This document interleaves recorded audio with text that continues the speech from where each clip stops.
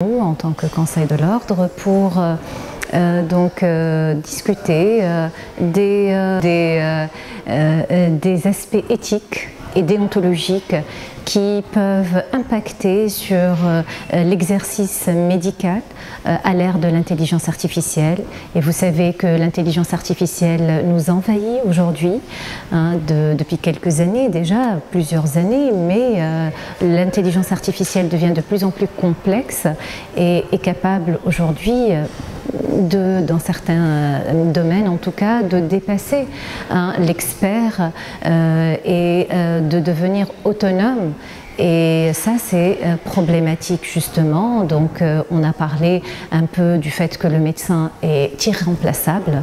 Nous avons besoin, en tant que patient, d'empathie, de communiquer avec notre médecin, et de poser des questions, de partager des craintes. Et tout ça, donc, ça ne peut pas se faire avec un robot ou avec une machine. C'est important de garder donc la place de médecin, évidemment, ou du personnel de la santé en général, et puis de garder cette oversight, cette emprise de l'humain, du médecin, en tout cas du personnel de la santé sur la machine. Il ne faut pas c'est l'humain qui est autonome et pas la machine. Et donc c'est très très important aussi de garantir cet aspect-là. Et puis c'est très important aussi de garder le secret professionnel, le secret médical, de respecter les données personnelles, de respecter la vie privée de nos patients, chose que la machine ne peut pas forcément donc garantir. Et puis il y a d'autres intervenants qui peuvent donc s'immiscer. C'est tout l'importance de la réglementation, des règles.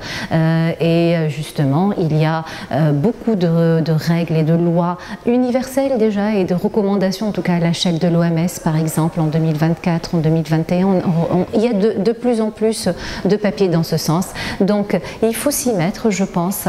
C'est toutes les institutions concernées, ça va des ministères de la Santé, de ministères de la Recherche, de l'Enseignement, de l'Industrie, du Commerce, pour faire en sorte que l'on ait nos propres logiciels, nos propres algorithmes à partir de nos propres data, et se mettre à collecter des data qui sont fiables, les données massives, et en même temps encourager l'évolution vers l'intelligence artificielle tout en ayant l'emprise quand même pour la régulation de notre système de santé.